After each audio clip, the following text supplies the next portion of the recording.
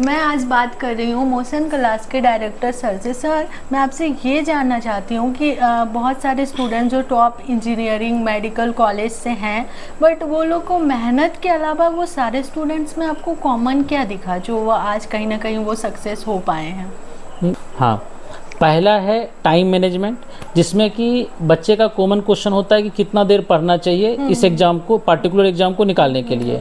But ऐसा कोई भी मतलब डिसाइडेड नहीं होता है कि आप इतना घंटा पढ़ोगे तो ये एग्ज़ाम निकल जाएगा।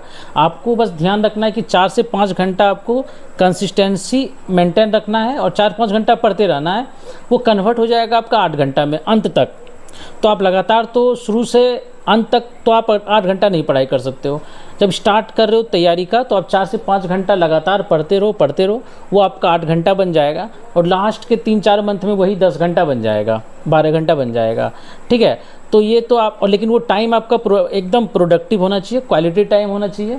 मतलब जब आप तैयारी कर रहे हो तो पूरा फोकस के साथ करो एंड डेडिकेशन होना चाहिए। ये नहीं कि उसके अलावा हम कुछ और भी काम कर रहे हैं और उसको काउंट कर रहे हैं 4 to 5 आवर में। उस टाइम में आपको कुछ नहीं, पढ़ाई के अलावा कुछ नहीं करना चाहिए, इंटेंसिटी आपका हाई होना चाहिए। दूसरी बात है स्ट्रेस मैनेजमेंट।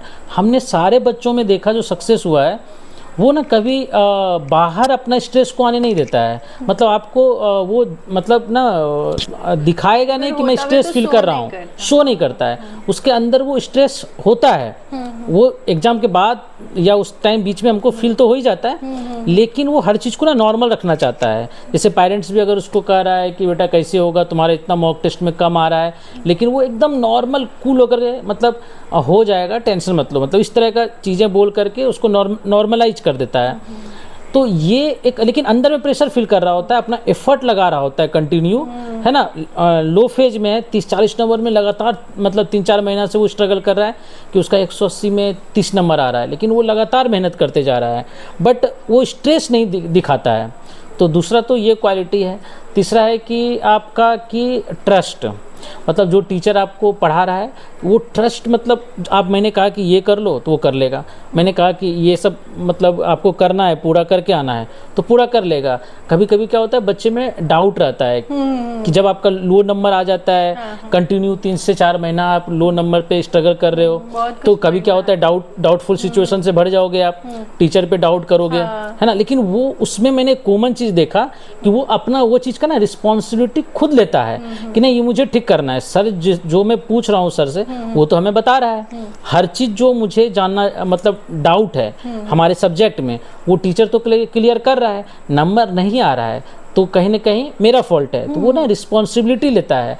लेकिन जो एक कॉमन बच्चा होता है जो कि जिसको सक्सेस होने में लेट होता है, ये थोड़ा ना उसमें एक कमी रहता है, वो एक्सक्यूजेस को ढूंढता है, जबकि वो उसको नहीं, वो उसको, हाँ वो उसको लीड करता है कि नहीं ये मैं रिस्पॉन्सिबिलिटी लेता हूँ कि मुझे ये ठीक करना है। तो तीसरा ये है। चौथा एक परजिवरेंस है कि जैसे परजिवरेंस मीन्स कि स्टार्टिंग में बच्चे आते हैं पूरा एक्साइटमेंट लेवल हाई होता है, लेकिन ये एक्साइटमेंट धीरे धीरे करके टाइम के साथ लो हो जाता है।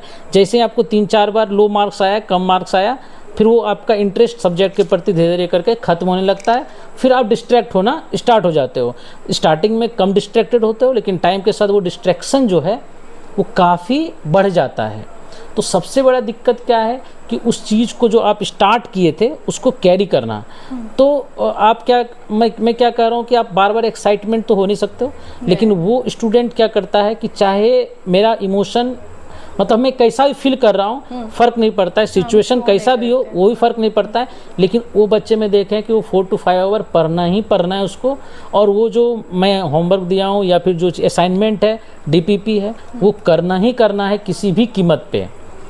चाहे मेरा नंबर कम आए, ज़्यादा वो सलाह लेता है, एडवाइस लेता है कि हाँ सर मुझे इसमें प्रॉब्लम हो रहा है, ये हो रहा है, लेकिन वो करता है। तो ये सारा चीज़ होना चाहिए। मैंने ये कॉमन चीज़ देखा है बच्चों में।